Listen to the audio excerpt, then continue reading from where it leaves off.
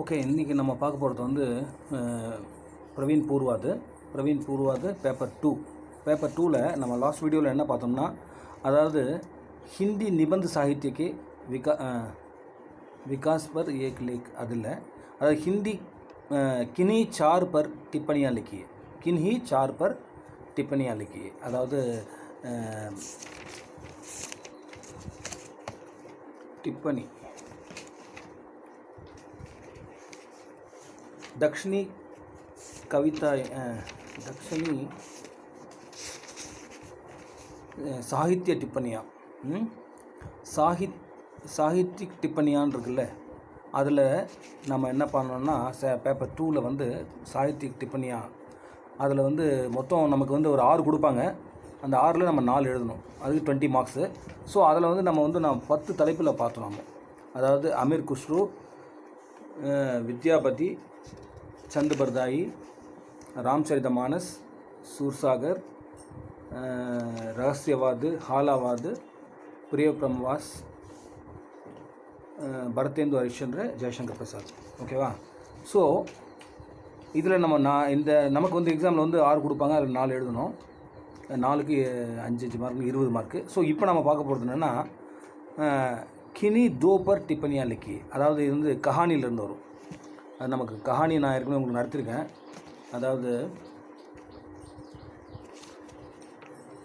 என்னென்ன கதமாக நம்ம பார்த்தோம் சொல்லு. ஸ்டோரிஸ் நம்ம என்னென்ன பார்த்தோம்? தோத்தா ஒரு மைனா, கரம்வீர், அதுக்கப்புறம் நூர்நிசா பார்த்துருக்கோம். கைதி ஒன்று பார்க்க போகிறோம். அதாவது இப்போ வந்து எக்ஸ்பெக்டட் கொஷின்ஸ் இது. ஸோ நம்ம இதில் அதாவது இந்த ஸ்டோரிஸில் வந்து ஸ்டோரிஸில் வந்து டிப்பணி வரும். அந்த டிப்பணி அதாவது கமெண்ட்ஸ் எழுதணும். நம்ம கினி 2 பர் டிப்பணியாக லிக்கியே, அதாவது 10 மார்க்கு 4 கொடுக்குறாங்க. ஸோ நம்ம 2 எழுதணும். அதாவது இதில் வந்து காந்தம், சிஷிர்குமார், நூருநிசா, மாதவன் அப்படின்ற 4 லெசன்லேருந்து டிப்பணி கேட்டிருக்காங்க. ஸோ இப்போ நம்ம வந்து காந்தம் கா பதி ஜெகநாத், சீத்தம்மா, திலகம், ஓகேவா, திருமலை, தினகர், இந்த 6 லெசன்லேருந்து நம்ம என்ன பண்ண போகிறோம், டிப்பணி பார்க்க போகிறோம். ஓகேவா? சரி. அதாவது காந்தம் கா பதிமா, ஓகேவா? காந்தம் கா பதின்ற ஸ்டோரி பார்த்தோம்னா, அதாவது ஸ்ரீ முனிமாணிக்கம் சே லிக்கித் மேரி பத்னி, புரியுதாமா? மேரி பத்னி என்னோட ஒய்ஃப் அப்படின்ற ஒரு ஸ்டோரி. கஹானியுமே ஆனேவாலா, அதாவது தூசரா பிரதான் பாத்திர ஹே காந்தம் கா பதி, புரியுதாமா? செகண்ட் வந்து இம்பார்ட்டண்ட் கேரக்டர் அது, காந்தமோட ஹஸ்பண்ட். ஓகேவா? மத்திய வர்க் परिवार के सादगी भरे पुरुष के रूप में उसका चरित्र அதாவது சித்ரித் கியா கயா ஹை, புரியுதாமா? அதாவது ஒரு மிடில் ஃபேமிலியில் வந்து ஒரு ஹார்ட் ஒர்க்கிங் ஜென்ஸ் எப்படி இருப்பாங்க, புரியுதாமா? அவனோட இது கேரக்டர் தான் வந்து கேரக்டரைசேஷன் பண்ணியிருக்காங்க. वह आर्थिक सीमाओं के अंदर अपना जीवन निर्वाह करता है, புரியுதாமா? அதாவது ஆர்த்திக் சீமான்னு என்னது, நமக்கு ஒரு லைஃப்பில் வந்து நமக்கு ஒரு பேராமீட்டர் இருக்கும்ல, அதில் அந்த பேராமீட்டருக்குள்ளே வந்து லைஃப்பை வந்து அவர் லீட் பண்ணுறான், புரியுதாமா? ஒரு மிடில் ஃபேமிலியில் இருக்கிற ஒரு ஆள். ஓகேவா? ஜீவனுக்கு நிர்வாகம் கர்த்தானா லைஃப்பை வந்து என்ன பண்ணுறான், நிர்வாகம் பண்ணுறான். உஸ்கி பத்னிக்கா நாமே காந்தம், அவனோட ஒய்ஃபோட பேர் தான் வந்து காந்தம். உசே அப்பனி பத்திக்கே பிரதி படா பிரேம் ஒரு ஆதர் ஹே, புரியுதாமா? அதாவது அவனுக்கு வந்து காந்தம்க்கு வந்து தன்னோட கணவன் மேலே மிகவும் மரியாதையும் அன்பும் இருக்குது, புரியுதாமா? उसकी पत्नी ही उसके हर कार्य को संचालित एवं निर्धारित करती है. அதாவது அவனோட எல்லா வேலையை பார்த்தீங்கன்னா அவனோட ஒய்ஃப் தான் என்ன பண்ணுறது, சஞ்சாலித் தான் என்னது, நிர்தாரித் கர்னா அப்படின்னா அதை கண்ட்ரோல் பண்ணுறது, கைடு பண்ணுறது, புரியுதாமா? கம்யூனிகேட் எல்லாமே அதை வந்து நடத்தி போகிறது, புரியுதாமா? அட்மினிஸ்ட்ரேட்டிவ்னு சொல்லலாம், புரியுதாமா? செய்யறது வந்து யாருன்னா அவன் ஒய்ஃப் தான்.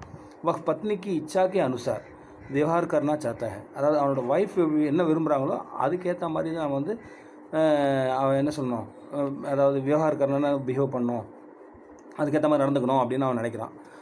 அதாவது வக் பாவ் உஸ்கி பத்னி பாராயணத்தா கா பிரகட் கர்த்தா ஹை, அதாவது அந்த பாவ் இருக்குல்ல, அந்த மாதிரி இப்போ ஒரு பிஹேவிங் வந்து அவனோட பத்னி பாராயணத்தா, அதாவது அவன் ஒய்ஃபை வந்து ஃபாலோ பண்ணுறான்ல, அதாவது அவன் ஃபாலோவராக இருக்கான் ஒய்ஃப்க்கு, அதை வந்து காமிக்குது அது அவனோட கேரக்டர், அவனோட பிஹேவிங்க. वह कांतम की खुशी के लिए पैसों की பச்சத் கர்னா சாத்தா ஹை. அவளுக்கு வந்து நல்ல சந்தோஷமாக இருக்கணும் அப்படின்னா நம்ம பைசா வந்து சேவ் பண்ணணும் அப்படின்னு நான் நினைக்கிறேன். பத்னி அதாவது பத்னிகா காந்தம் வச்சன் அவர் குண்வாலி அவரத்தை, அதாவது அவனோட அதாவது அந்த பத்னியும் எப்படி நம்ம காந்தம் வந்து நல்ல புரியுதமா, நல்ல வார்த்தைகள் நல்ல குணங்களுடைய ஒரு பெண் புரியுதமா. ஐசே விசார் से ही वह पति की रेल यात्रा का प्रबंध करती है. ஐஸ் அந்த மாதிரி நினச்சிட்டு தான் அவங்க என்ன பண்ணுறாங்கன்னா वह पति के रेल यात्रा का प्रबंध, அதாவது ரயில் யாத்திரானது ரயிலில் ட்ராவல் பண்ணுறது ஒரு டூர் மாதிரி ஒரு ப்ரோக்ராம் ட்ரெயினில் அதை வந்து பிரபந்த் கர்த்தின்னா அதை ஏற்பாடு பண்ணுறா. ஆகிர் வக் அப்படின்னா போஸ் அவர் பிஸ்தர் கோக்கர் கர் லவுட்தா ஹை. ஆனால் என்ன ஆச்சுன்னா ஆக்கிர்னு கடைசியில் என்ன ஆச்சுன்னா அப்படின்னா பர்ஸ் அவர் பிஸ்தர் கோக்கர் அப்படின்னா பர்ஸையும் பிஸ்தர் அதாவது பெட்டிங்கையும் தொலைச்சிட்டு வீட்டுக்கு திரும்ப லவுட்னா அப்படின்னா கர் லவுட்னா வாபஸ் வீட்டுக்கு வரான். அப்போ பத்னிக்கோ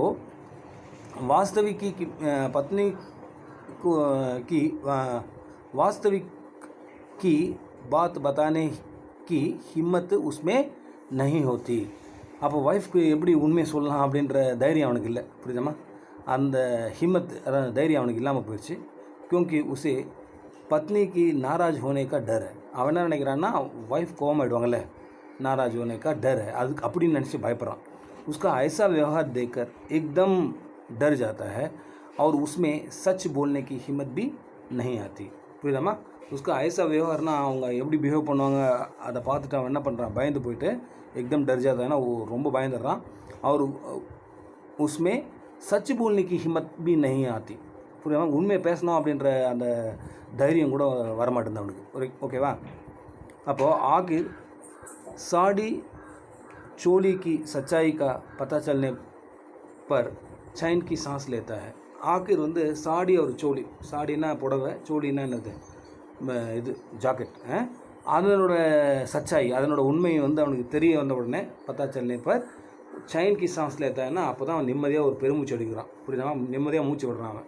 அப்போ காந்தம் கா பதி கா சரித்திர வந்து மத்திய வர்க்கீய பத்னி பாராயண் புருஷ் கா அதாவது ஜீவன்ட்டு சித்திரனை புரியுதா. காந்தம் கா பத்தி அப்படின்னா காந்தமோட ஹஸ்பண்டோட லைஃப் அந்த சரித்திர அப்படின்னு அந்த கேரக்டர் பார்த்தீங்கன்னா அது வந்து மத்திய வர்க்கீய பத்னி பாராயண், அதாவது ஒரு மிடில் ஃபேமிலியில் எப்படி நம்ம வந்து அதாவது ஹஸ்பண்ட் வந்து ஒய்ஃப் புகழ்ந்து பேசி காலம் தர்றாங்க இல்லைம்மா, அந்த மாதிரி ஒரு புருஷ் கேரக்டர்மா, ஒரு மேல் கேரக்டராக கேரக்டரைசேஷன் பண்ணியிருக்காங்க புரியுதாம்மா. இது காந்தம் கா பத்தி அப்படின்ற ஒரு இது டிப்பணி, அதை பற்றி டிப்பணி. அடுத்தது வந்து ஜெகநாத்மா. ஜெகநாத்தை பார்த்தோம்னா அதாவது ஜெகநாத் அப்படின்றது அந்த தோத்தா இருக்குல்லம்மா, தோத்தா ஒரு மைனா, அந்த கேரக்டரில் வந்து வேலைக்காரன் இல்லை அவனால ஜெகநாத். ஸோ அந்த ஜெகநாத்தை பற்றி ஏதாவது டிப்பணி சொன்னோன்னா டக்குன்னு நம்ம ஞாபகம் வரணும், இந்த கதை வந்து இந்த கேரக்டர் எங்கே இருக்குது, தோத்தா ஒரு மைனாவில் இருக்குது. ஓகேவாம்மா. அப்போது அந்த கஹானியில் பார்த்தீங்கன்னா ஆனேவாலா एक புருஷ் பாத்திர புரியுதா, ஒரு மேல் கேரக்டர். அது परिश्रमी அண்டு निस्वार्थी सेवी तथा बोले बाले व्यक्ति के रूप में उसका चरित्र चित्रण किया गया है. அதாவது பரிஷ்ரமினா ஹார்ட் ஒர்க்கரு, நிர்ஸ்வார்த்தினா செல்ஃபிஷ்னஸாக இல்லாமல் இருக்கிறது, தத்தா போலே பாலே இன்னசென்ட் புரியுதா, போலே பாலேன்னு சொல்லுவாங்க, ரொம்ப இன்னசென்ட் व्यक्ति ஒரு மேன் அவன், ஹியூமன் के रूप में उसका चरित्र चित्रित किया गया ना, அது மாதிரி ஒரு அவனோட கேரக்டர் வந்து கேரக்டரைசேஷன் பண்ணியிருக்காங்க. पढ़ा लिखा न होने पर भी उसमें अनेक गुणों को मौजूद पाते हैं. அவன் அன்படுமா அவன், அதாவது அவன் வந்து இல்லிட்ரேட்டு, பட் அப்படி இருந்தாலும் அவங்ககிட்டையும் அதாவது அநேக குணங்கா மௌஜூத் புரியுதாம்மா, அவனுக்கும் அற்புதமான நிறைய குணங்கள் வந்து அவங்ககிட்ட மௌஜூத் ரெனான்னு அவங்ககிட்ட இருக்குது, அதை ப்ரெசென்ட்டாக இருக்குது அப்படின்றான். நிறைய நல்ல குணங்கள்லாம் அவங்ககிட்ட இருக்குது. படாலிக்குனா நெய் ஒன்று செபி புரியுதா, அன்படாக இருந்தாலும். அப்போது வக்கு ரமையா கே கர்கே காம் கர்னே வாலா ஏக்கு நௌக்கரை புரியுதம்மா, அவன் எங்கே யார், அவர் வந்து ரமையாவோட சர்வெண்ட் தானம்மா, அவன் வீட்டில் வேலை செய்கிற ஒரு வேலைக்காரன். ஃபிர் பி வக்கு படா மெலன்சார் ஹே புரியுதாம்மா, அவன் இருந்தாலும் அவன் வந்து எல்லாரோட நல்லா பழகிறான் புரியுதாம்மா. और इसलिए रमैया के घर में उसका स्थान परिवार के एक सदस्य के समान हो जाता है புரியுதாம்மா. அவன் எல்லார்ட்டையும் நல்லா மேல் நல்லா வச்சுருக்கான், நல்லா நெருங்கி பழகிறான், நல்லா பழகிறான், ஃப்ரெண்ட்லி அப்படின்றதால அது என்னாச்சுன்னா அந்த ஃபேமிலியில் அவனும் ஒரு மெம்பர் ஆஃப் த ஃபேமிலி மாதிரி ஆயிடுறான்மா புரியுதாம்மா. அவன் அப்படியாக தான் நினைக்கிறாங்க எல்லோரும். அப்போ ஜெகநாத் வந்து ரமையாக்கு கர்மே பசுவோं को चराने का काम करता है. அப்போ ஜெகநாத் வந்து ரமையா வீட்டில் என்ன வேலை செய்கிறான்னா மாடு மேய்க்கிற வேலை தான் அவன் செய்கிறான் ஆக்சுவலாக. वह पशुओं को அதாவது மனோவிக்ஞான் खूब जानता है. புரியுதாமா? அப்போ வந்து அனிமல்ஸோட அந்த மனோவிக்ஞான் இருக்குல்ல, அதனோட எண்ணங்கள்மா அதை வந்து இவன் வந்து நல்லா தெரிஞ்சுக்கிறான். ஒரு அதனோட எண்ணங்கள்லாம் என்ன அப்படின்றது வந்து அதனோட சைக்காலஜி இவன் தெரிஞ்சு வச்சுருக்கான் நல்லா. புரியுதாமா? इसलिए उसे उसको साथ बड़े அதாவது மேல்ஜோல் रहता है. அதனால தான் என்ன ஆச்சுன்னா அந்த விலங்குகளோட அவன் என்ன பண்ணுறான், நல்லா மேட்ச் ஆகிடுறான். புரியுதாமா? மேல்ஜோல் அப்படின்னா ரொம்ப மேட்ச் ஆகிருக்கிறான். वह बैलों तथा गायों को विभिन्न नाम देकर बड़े प्यार से बुलाता है. எல்லாருக்கும் அந்த பயிலும் காயம்னா அந்த புல்லு அந்த கவுக்கெலாம் நிறைய பேர்லாம் கொடுத்து அதுங்களோட ரொம்ப மேல்மிலாப்போட நல்ல பியாரோட அன்போட கூப்பிட்றான். அதுங்களை பேர் வச்சு ஒரு பேர் ஒன்று வச்சு தோத்தா மைனா அந்த மாதிரி பேர் வச்சு கூப்பிட்றான். அப்போ பயிலுக்கு ஜோடிக்கோ வகு ராம் லக்ஷ்மண் கா நாம் தியா. இப்போ வந்து காளை மாடு இருக்குல்ல, பயில்னா காளை மாடு புல்லக்கு, அதுக்கு பார்த்திங்கன்னா வந்து ராம் லக்ஷ்மண் பேர் வச்சுருக்கான் ஒரு ஜோடிக்கு. இந்த கவு இருக்குல்ல காய், அந்த ஜோடிக்கு என்ன வச்சுன்னா தோத்தா மைனான்னு பேர் வச்சுருக்கான் அப்படின்னு சொல்கிறான். உஸ் பிரகார் வந்து காய்க்கு एक ஜோடி இருக்குது, அதுக்கு வந்து தோத்தா மைனா கே நாம் से बुलाता है அப்படின்னு கால் பண்ணுறான் அவன். அப்போ इससे हमें मालूम होता है कि जगन्नाथ வந்து मन में जानवरों के प्रति कितना प्रेम है. புரியுதாமா? அப்படி பேர் வச்சு கூப்பிட்றதுலேருந்தே அவனுக்கு வந்து அந்த விலங்குகள் மேலே எவ்வளோ அன்பு அப்படின்றது தெரியுது. அப்போது ஜெகநாத் வந்து கர்த்தவியஷீல் व्यक्तिமா, அதாவது டியூட்டிவ் கான்ஷியஸோடு இருக்கிறவன். கர்த்தவியஷீல்னா கடமை தவறாத ஒரு மனிதன். एक बार उसकी पत्नी बच्चे को जन्म देने वाली है. அதாவது ஒரு முறை அவன் ஒய்ஃப் வந்து ஒரு டெலிவரி ஆக போகுதுமா, கன்சீவாக இருக்கா, டெலிவரி ஆக போகுது. அவர் வந்து பிரசவ வேதனாமே ஒரு தடப் रही है, அதாவது பிரசவ வேதனையில் அவர் துடிக்கிறா. தப் वो गाय की जोड़ी तोता और मैना அதாவது कहीं खो जाती है. அந்த டைமில் வந்து இந்த காய் வந்து தோத்தா மைனா எங்கேயோ காணாமல் போயிடுச்சு. அப்போ என்ன பண்ணாலும் ஜெகநாத் வந்து अपनी पत्नी को रमैया की पत्नी की அதாவது जिम्मेदारी में छोड़ करके காயோं की खोज में निकल पड़ता है. अதாவது தன்னோட ஒய்ஃப் வந்து ரமையாவோட ஒய்ஃப் கிட்ட வந்து அவங்களோட ரெஸ்பான்சிபிலிட்டி விட்டுட்டு இவன் மாடுகளை தேடி போயிடுறான். புரியுதாமா? इससे हमें जगन्नाथ की कर्तव्य पारायणता का परिचय मिलता है. இதுலேருந்து அவன் எவ்வளோ கடமை தவறாதவன் அப்படின்றது நமக்கு தெரியுது. புரியுதாமா? பரிச்சயம் மில்தானா அது நமக்கு தெரியுது. அதனோட பரிச்சயம்னா அந்த இன்ட்ரொடக்ஷனு அது நமக்கு இன்ட்ரொடியூஸ் ஆகுது அவனோட குணம். அப்போ ஜெகநாத்துக்கு अपनी पत्नी पर आघात प्रेम है. அதாவது தன்னோட ஒய்ஃப் மேலே வந்து டீப்பஸ்ட் அன்பு இருக்குமா. ஆனால் துர்பாகியவம்ஸ் உஸ்கி பத்னி பச்சு கு ஜனம் தேकर मर जाती है. ஆனால் ஒரு அன்ஃபார்ச்சுனேட்டாக என்ன ஆகுது, அவன் ஒய்ஃப் வந்து டெலிவரி ஆனவுடனே குழந்தை நல்லா இருக்குது, ஆனால் ஒய்ஃப் இறந்துடுறா. यह जानकर जगन्नाथ दुख के मारे तड़प उठता है. அது தெரிஞ்ச உடனே என்ன பண்ணுறான், அந்த கவலையில் அப்படியே துடிக்கிறான். आखिर रमैया की संतावना से वह शांत हो जाता है. அப்போ இவன் வந்து சந்தாவனா பண்ணுறான். யார்? அவனை வந்து காம்ப்ரமைஸ் பண்ணி விடுறான் ரமையா. அப்போ தான் அவன் சாந்தி ஆகிறான், அமைதி ஆகிறான், பீஸ் பண்ணுறான். அப்புறம் अपने அதாவது மாத்ருஹீன் बच्चे को पालने में उसे அதாவது अनेक समस्याओं का सामना करना पड़ता है. மாத்ருஹீன் பச்சை அப்படின்னு அம்மா இல்லாத குழந்தைய வளர்க்கணும்னா ஒரு மேல் எவ்வளோ கஷ்டப்படணும் இல்லைம்மா, அவ்வளோ கஷ்டத்தையும் அவன் வந்து அதாவது ஃபேஸ் பண்ண வேண்டியதாக போயிடுச்சுமா. அப்போது ரமையா की पत्नी की व्यवहार से जगन्नाथ को बड़ा दुख होता है. ஆனால் ரமையாவோட ஒய்ஃப் இருக்காங்கல்ல, அவங்களோட சீத்தம்மா இல்லை, அவங்க அவங்களோட ஒய்ஃபோட அந்த பிஹேவிங்கால் அவனுக்கு ரொம்ப துக்கமாகிடுது. ஆக்கிர் गाय तोता के बच्चों पर के प्यार को देखकर रमैया की पत्नी का हृदय अதாவது परिवर्तित हो जाता है. புரியுதாமா? அப்போது அந்த தோத்தா இருக்குல்ல, மைனா தான் இருந்தது இல்லைம்மா, தோத்தாவும் அந்த பச்சரா இருக்குல்ல கண்குட்டி, அதுக்குள்ள இருக்கிற அன்பை பார்த்து இந்த ரமையோட ஒய்ஃப் இருக்காங்கல்ல, அதாவது சீத்தம்மா இல்லை, அவங்களோட மண் பரிவர்த்தனை ஆகிடுது, அவங்க திருந்திடுறாங்க. तब से वह जगन्नाथ के बच्चे को से बड़ी प्यार करने लगती है. அவன் குழந்தையும் அவன் விரும்ப ஆரம்பிச்சிடறான். इससे जगन्नाथ का मन में खुशी पैदा हो जाता है. இதனால் அவன் மனசு ரொம்ப சந்தோஷமாகிடுது, ப்ரொடியூஸ் ஆகிடுது. पैदा होना ப்ரொடியூஸ் ஆகுது. அப்போது उपयुक्त बातों में हम समझ सकते हैं कि यथार्थ चित्रण के द्वारा जगन्नाथ के पात्र में அதாவது சஜீவதா को प्रस्तुत करते हैं. புரியுதாமா? ஒரு யதார்த்த அந்த ஒரு லைஃப்பில் இருக்கிற யதார்த்தம் இருக்குல்ல, அதை வச்சு நம்ம இது அவரோட வாழ்க்கையை சித்திரித்து பண்ணியிருக்காங்க அந்த கதையில். புரியுதாமா? அந்த கहाனியில் அது சீத்தம்மா தான் அந்த கேரக்டர்லம்மா, அந்த ரமையாவோட ஒய்ஃப்.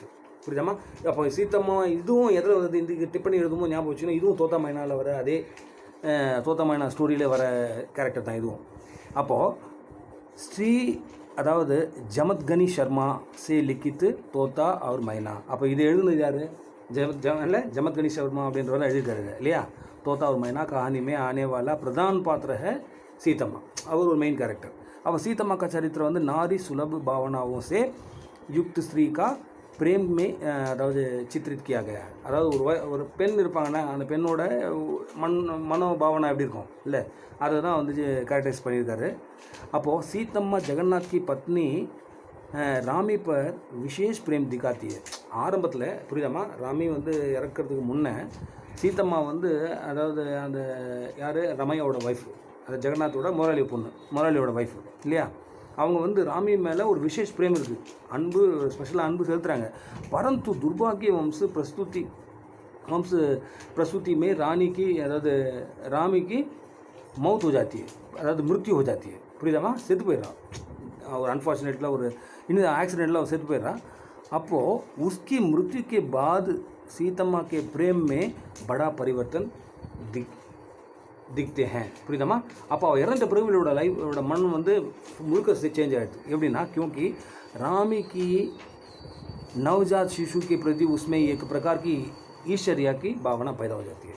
புரியுதாம்மா. ஏன்னா இப்போது நவஜாத் சிசுன்னு அதுமா அந்த நியூலி பார்ன் பேபி இருக்குமா, அந்த குழந்தை மேலே அவளுக்கு, ஏன்னா குழந்தை பிறந்தால் தான் இவன் அதை துரதிருஷ்டமான குழந்தை, அதனால தான் ராமி செத்துட்டா அப்படின்னு சொல்லிட்டு இவ வந்து மிஸ் அண்டர்ஸ்டாண்டிங்கால் இவரோட மனசு சேஞ்ச் ஆகிட்டு அந்த குழந்தைய பார்த்தாவே அவளுக்கு கடுப்பாயிடுறா. புரியுதாம்மா.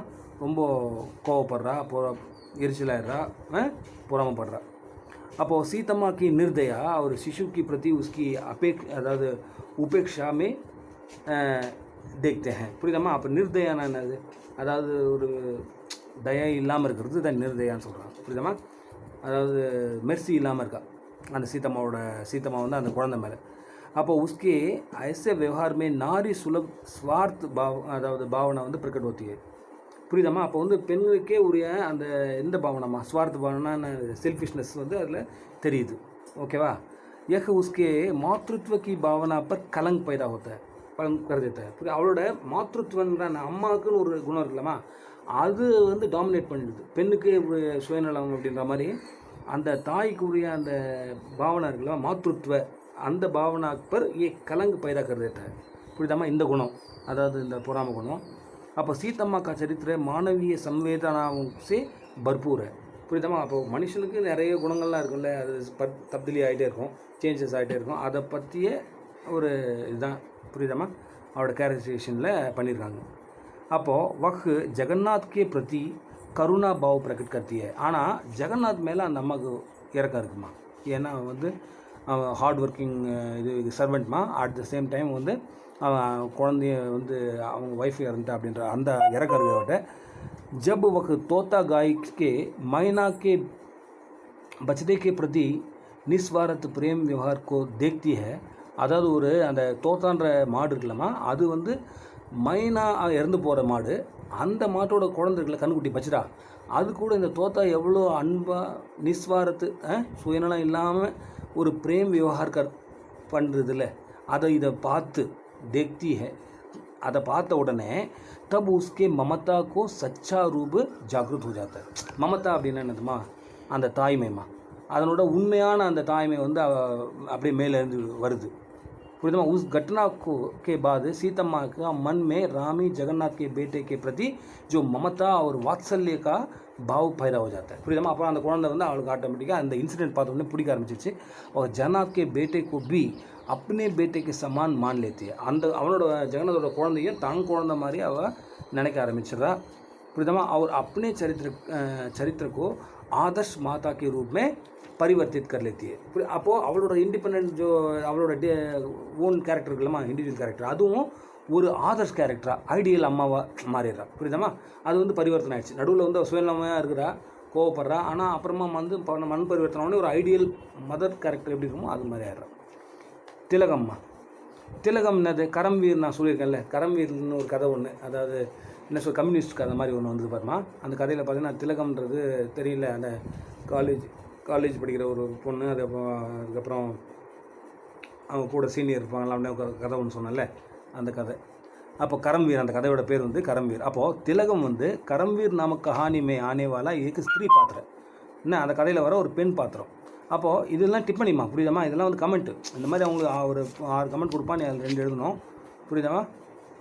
இது பேப்பர் 2ல் அந்த மாதிரி வரும். ஓகே, அப்போ வந்து அதாவது कहानी में आने वाला एक स्त्री पात्र है, कहानीकार வந்து उसके द्वारा स्त्रियोजित स्वभाव का चित्रण यथार्थ ढंग से प्रस्तुत करते हैं. அப்போ கஹானிக்கார், அந்த ஸ்டோரி ரைட்டர் இருக்கார்ல, அந்த ரைட்டர் அவர் என்ன பண்ணுறாருனா, இந்த மாதிரி ஒரு கேரக்டர் மூலிமா ஒரு பெண்ணுக்கு எப்படி சுபாவம் இருக்கும் அப்படி யதார்த்தம், அதனோட யதார்த்தமான மெத்தடில் வந்து அது வந்து ப்ரெசென்ட் பண்ணுறாருமா, இப்படி தான் இருக்கும் அப்படின்றது. திலகம் வந்து வெங்கையாக்கி பத்னி. திலகம் யார்? ஒரு வெங்கையோட ஒய்ஃப். வக படிலிக்கி ஸ்திரீ, அவங்க ரொம்ப படித்தவங்கம்மா, புரியுதுமா? காலேஜில் முடிச்சிருக்காங்கல்ல.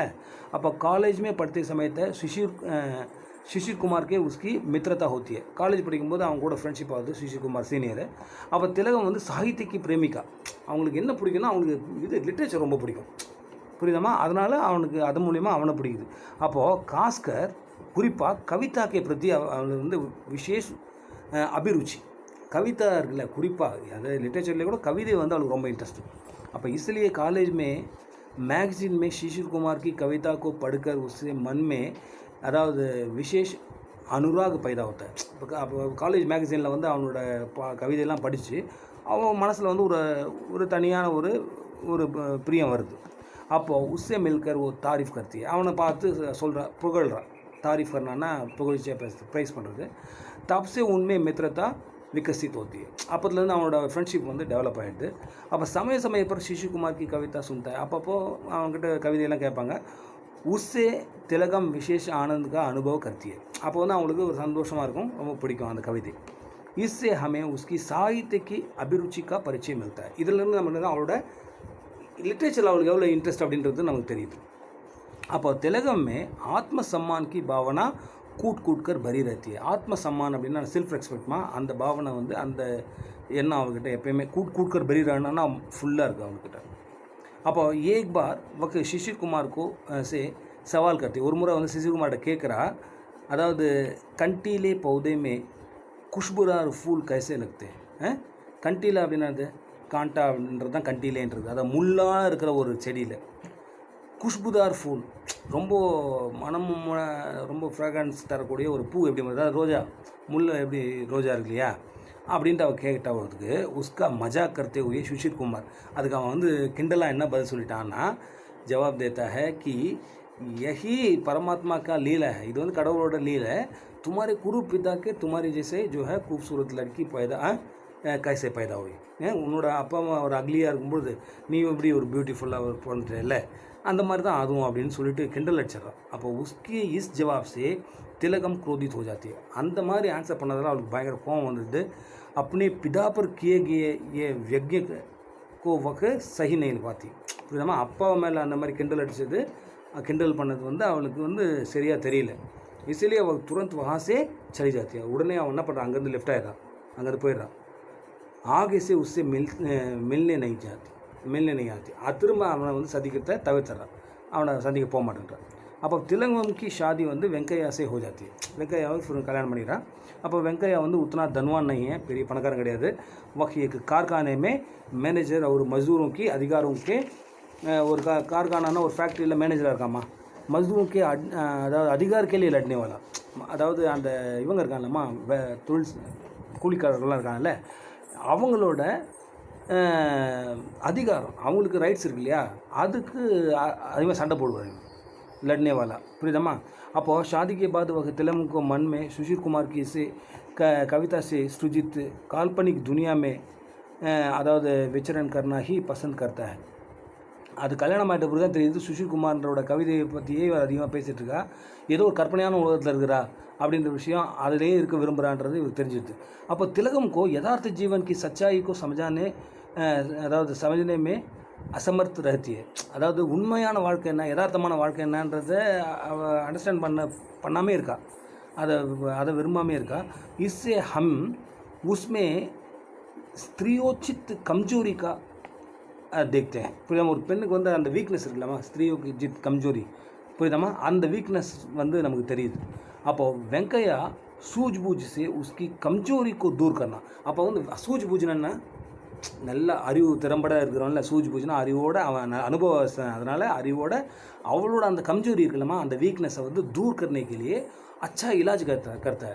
ஒரு நல்ல ஒரு ட்ரீட்மெண்ட் பண்ணிடுறான். என்ன ட்ரீட்மெண்ட்னா அவனே வீட்டுக்கு கூப்பிட்டு यानी एक बार वो घर आए शिशु कुमार को अपने घर में 5 दिन அதாவது ठहरने रहने की प्रार्थना करता है. வீட்டுக்கு வர வைக்கிறான், ஒரு 5 நாள் தங்குன்றான்.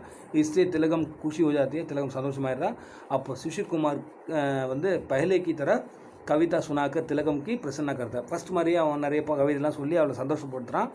லேக்கின் பதி கே घर न आने पर तिलकम के मन में बेचैन रहता है. அப்போ ஆனால் 5 நாளாக கணவன் வீட்டில் இல்லாதால அவளுக்கு கணவன் மேலே தான் ஞாபகமாக இருக்குது, ஒரு மாதிரி அன்ரெஸ்டாக இருக்கா, ரெஸ்ட்லெஸ்ஸாக இருக்கா. அப்போது கவிதா की ओर उसकी रुचि नहीं बढ़ती. அப்போ கவிதை அவளுக்கு பிடிக்கல. அப்போ धीरे धीरे वह समझ लेती है कि कविता की काल्पनिक दुनिया वो வந்து நிரர்த்தக்கு தத்தா அனுபயோகி. அது வந்து ஒரு கவிதா அப்படின்றது கற்பனையானது, கால்பனிக் மாதிரி கற்பனையானது, அந்த கற்பனையான உலகம் அது வந்து நிரந்தரம் கிடையாது. தத்தா வந்து தத்தானா அவர், மேலும் அது வந்து அனுபயோகி, அது யூஸ்ஃபுல்லும் கிடையாது. பல்கி அதிகார் கேலியே லட்னே வாலா வெங்கையா கே நாரே சப்சே படுக்கிற.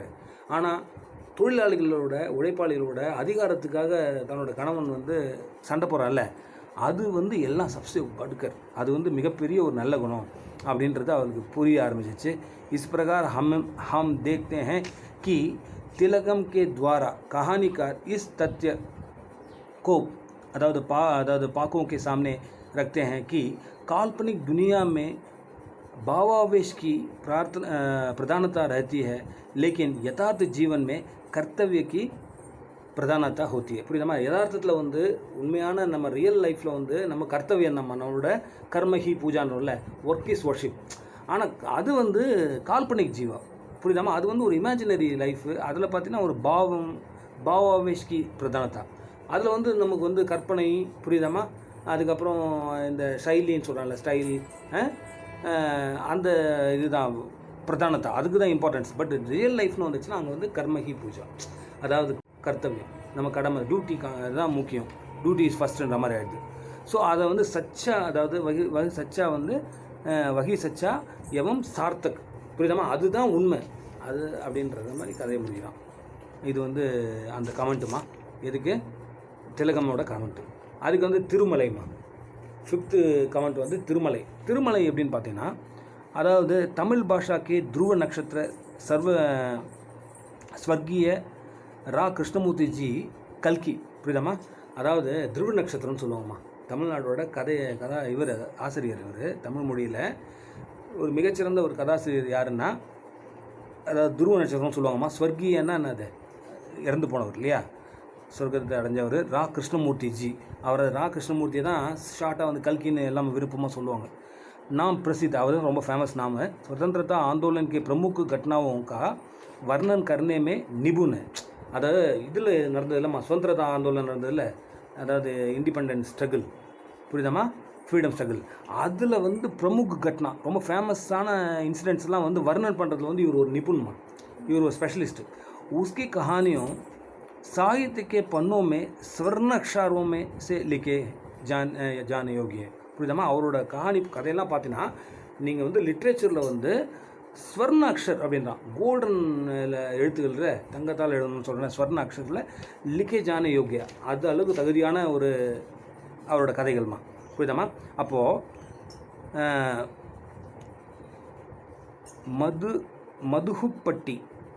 மதுகுப்பட்டிக்கா நவயுக்தா திருமலை.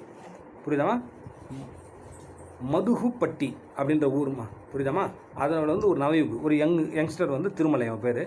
वह अपने माँ बाप का इकलौता बेटा है. புரியுதா? அவன் வந்து தன்னோட அப்பா அம்மாவுக்கு ஒரே பையன்மா, ஒன்லி சன்னு. वह अपने गांव के हर सार्वजनिक कार्यक्रम में उत्साह से साथ भाग लेता है.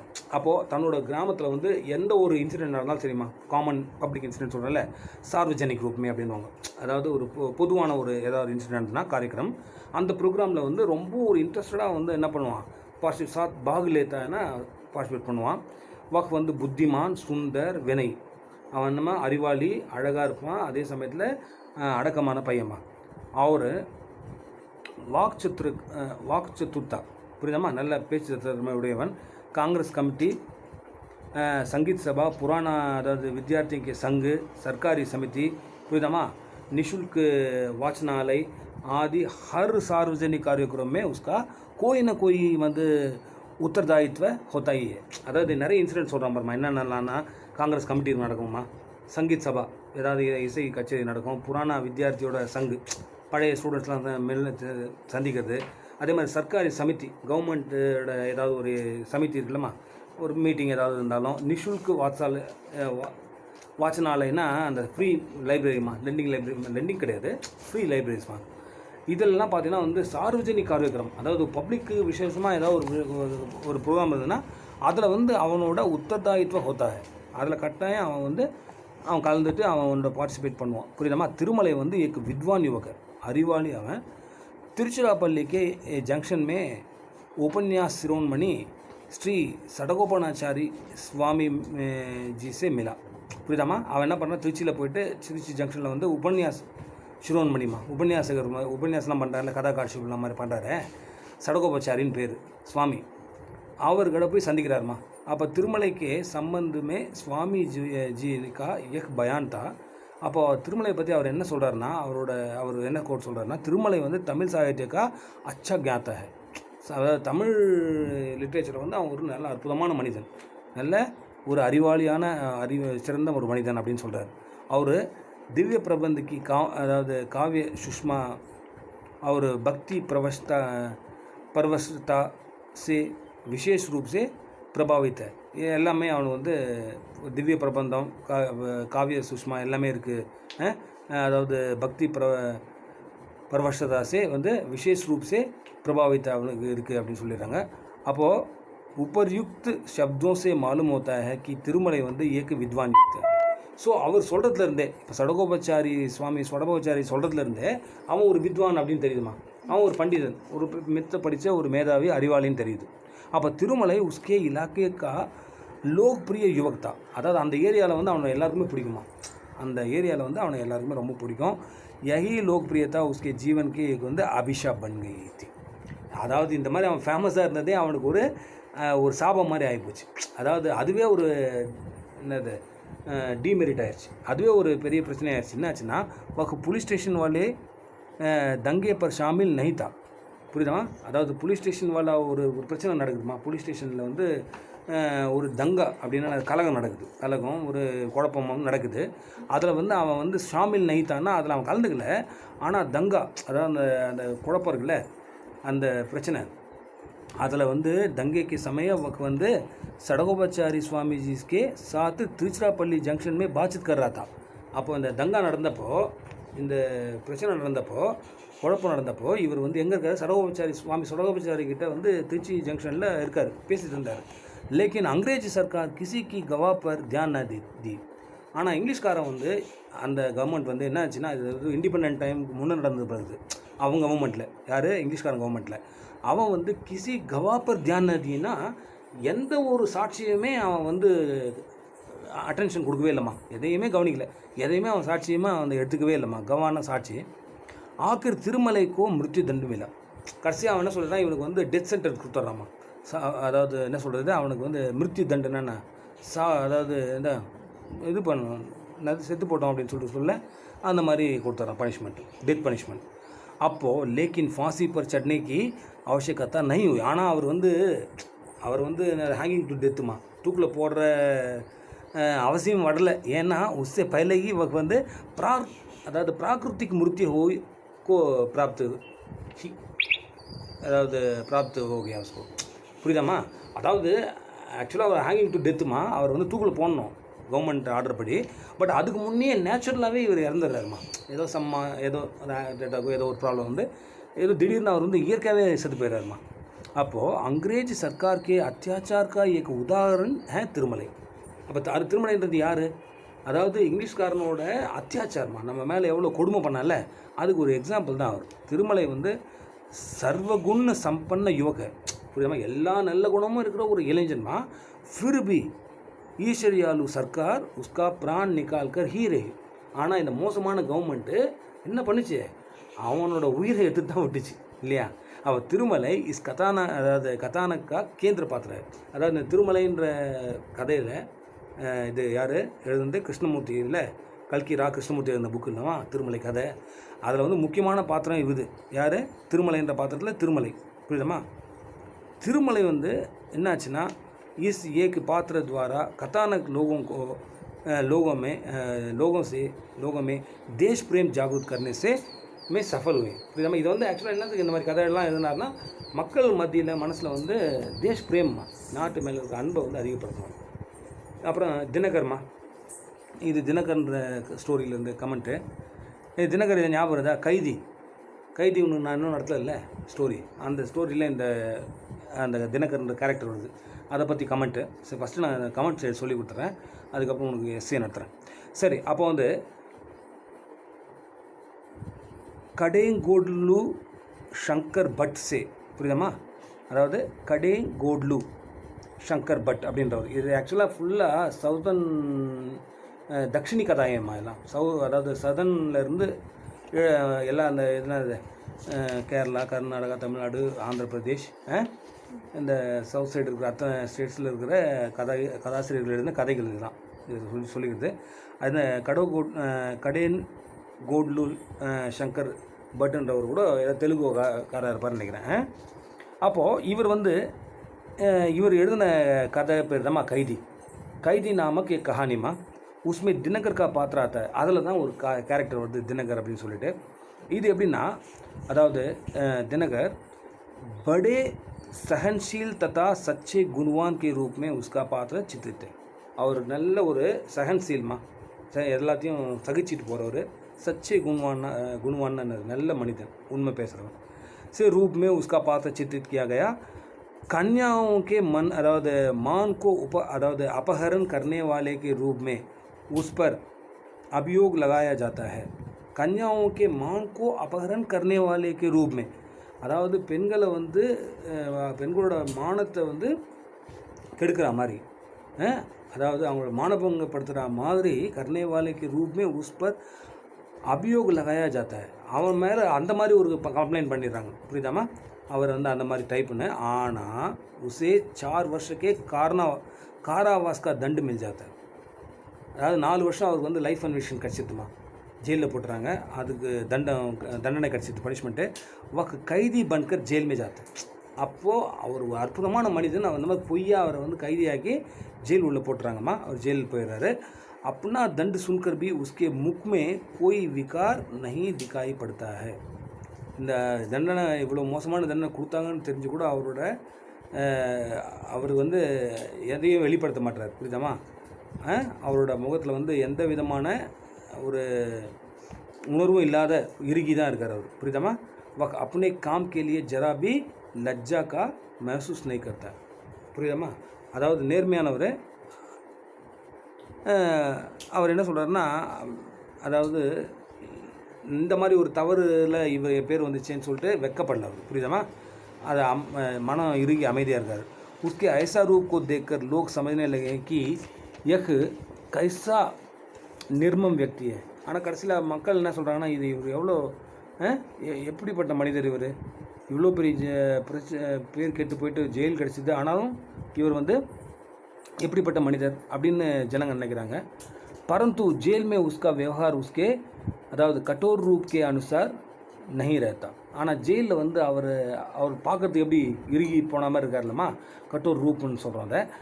அந்த மாதிரி அவரோட பிஹேவியர் இல்லைம்மா உள்ளே. புரியுதா? பல்கி பின்ன ரஹதா. ஆனால் அது வேறு மாதிரி இருக்குது அவரோட பிஹேவியர். எப்படின்னா, யானி வக் அந்நிய கைதியோं से प्रेम का व्यवहार करता है. மற்ற அங்கே இருக்கிற அரெஸ்டாக இருக்கிறாங்கல்ல கைதி, அவங்க மேலே வந்து அன்பாக இருக்காருமா, அன்பாக அவங்க கூட பழகிறாரு. ஜெயிலுக்கே பாக் கோ சஜானே மே தள்ளின்னு रहता है. அதை பாக்னா நம்ம அது இது தானே கார்டன், ஜெயிலில் இருக்கிற கார்டனை வந்து எப்பவுமே டெக்கரேட் பண்ணணும், அதுக்காகவே அவர் ரொம்ப டெடிக்கேட்டாக வேலை செஞ்சிட்ருப்பார். பச்சே சமயமே ஓ கிதாபே படுத்த रहता है. வேறு அந்த வேலை இல்லாமல் சும்மா இருக்கிற நேரத்தில் அவர் என்ன பண்ணிடுறாரு, புக்ஸ் எதாவது படிச்சுட்டே இருக்காரு. उसके जेल से आने के बाद वहाँ का बगीचा नया रूप प्राप्त कर लेता है. ஜெயிலில் இருந்து வெளியில் उसके जेल से आने के बाद, ஜெயிலில் இருந்து வந்த பிறகு பார்த்தீங்கன்னா அந்த இடத்துல இருந்த பகீச்சா, அந்த கார்டன் வந்து एक नया रूप प्राप्त कर लेता है. ஒரு புது ரொம்ப நல்ல டெக்கரேட்டிவாக அழகாகிடுச்சு அந்த கார்டன். उसके इन व्यवहारों से हम समझ सकते हैं कि उसका दिल कितना कोमल है और उसमें அதாவது லாலித்யக்கு பாவனா கहाँ तक है புரியுதமா. அவர் அவ்வளோ அழகாக டெக்கரேட் பண்ணதுலேருந்து அந்த கார்டன் நம்ம அவ்வளோ அழகாக மெயின்டைன் பண்ணுறதுலேருந்து அவரோட மனசு எவ்வளோ நமக்கு சாஃப்டாக இருக்கும், அவருக்கு எவ்வளோ ஒரு நல்ல ஒரு கற்பனை சக்தி இருக்குது புரியுதமா அப்படின்றத நம்ம தெரிஞ்சுக்கலாம். அப்போது அசல்மே தினகர் வந்து நிரபராதி. உண்மையில் என்னென்னு பார்த்தோன்னா தினகர் வந்து ஒரு நிரபராதிமா, குற்றம் இல்லாதவன், குற்றமற்றவன். एक स्त्री के षड्यंत्र से उसको ऐसा दंड भोगना पड़ता है. ஒரு பொண்ணோட சதி செயலால் திட்டமிட்டு போட்டு அவரை மாட்டி விட்டார் புரியுதா. ஷட்யந்திரன் என்னமா, அதை ஏமாற்றி அவரை மாட்டி விட்டுருக்குமா புரியுதமா. அவர் நாடகம் மாதிரி மாட்டி விட்டுருக்கு. அது யார் பண்ணாலும் ஒரு பெண் பண்ணியிருக்கா. उसको ऐसा दंड भोगना पड़ता. அதனால தான் இவ்வளோ பெரிய தண்டனை அனுபவிக்கிற மாதிரி ஆகிப்போச்சு. जेल के बाग में पानी सींचने के लिए आने वाली लीला के पूछने पर वह अपने मन की बात को स्पष्ट करता है. புரியுதா. அப்போ வந்து जेल की बाग में पानी सींचने के लिए आने वाली लीला. அப்போது ஜெயிலில் வந்து அந்த பாக் இருக்குன்னு சொன்னோம்மா, கார்டன், அங்கே வந்து தண்ணி விடுறதுக்கு ஒரு பொண்ணு வருவாம்மா, ஒரு பொம்பளை. அவள் பேர் வந்து லீலான்னு ஒரு பொம்பளை. அவள் வந்து கம்பல்சரி இவர் கேட்பாப்பில் இருக்குது இவர்கிட்ட. அவரோட கதையை கேட்கும்போது பூச்சினேப்பர் அவர் வந்து மன் கி பாத் கோ ஸ்பஷ்ட் கதை. அப்போ தான் அவர் மனசில் இருக்கிறத வெளியில் சொல்கிறார் அந்த தினகர். அப்போ தினகர், மனோகர், கல்யாணி ஆதி ஏக் சாத் காலேஜுமே படுறாரு. அப்போ புரியுதாம்மா. அவரோட பழைய கதையை பார்த்தீங்கன்னா தினகர், மனோகர், கல்யாணி இவங்க 3 பேர் இருக்காங்கம்மா. இவங்க 3 பேரும் ஒன்றா ஒரு காலேஜில் படிச்சுட்ருக்காங்க. एक बार मनोहर வந்து கல்யாணி से अभद्र व्यवहार करने का प्रयास करता है. ஒரு முறை என்ன பண்ணால் மனோகர் வந்து கல்யாணி கிட்ட வந்து தவறாக நடந்துக்க முயற்சி செய்கிறாமா.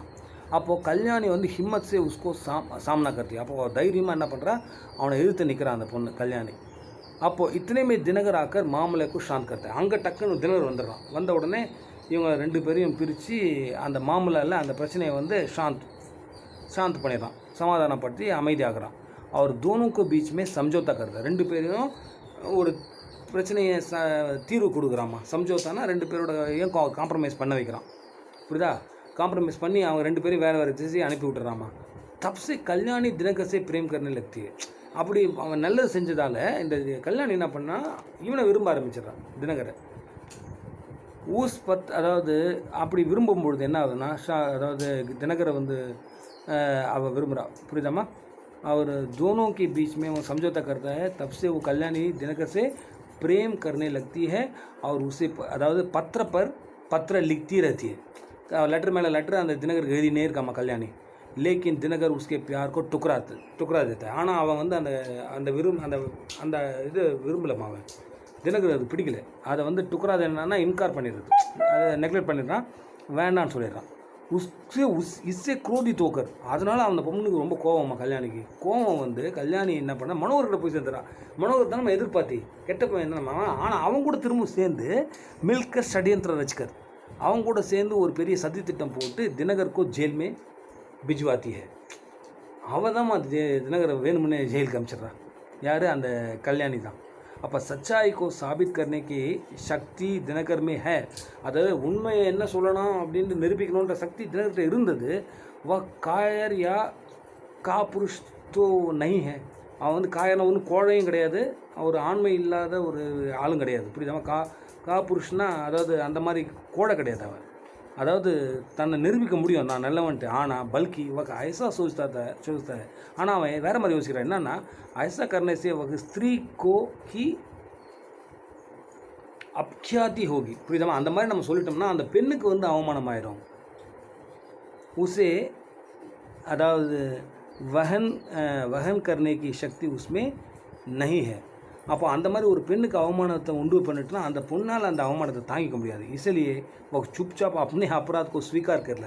அதனால் அமைதியாக தன்னோட அந்த என்னது அபராதனா நான் தான் தப்பு பண்ணேன்னு சொல்லிட்டு அதை ஒத்துக்குன்னு इन बातों से हम समझ सकते हैं कि दिनकर कितना गुणवान और அதாவது சகன்சீல் व्यक्ति. இதிலிருந்து நம்ம தெரிஞ்சுக்கலாமா இவன் தினகர் எவ்வளோ நல்ல மனுஷன் இல்லைம்மா.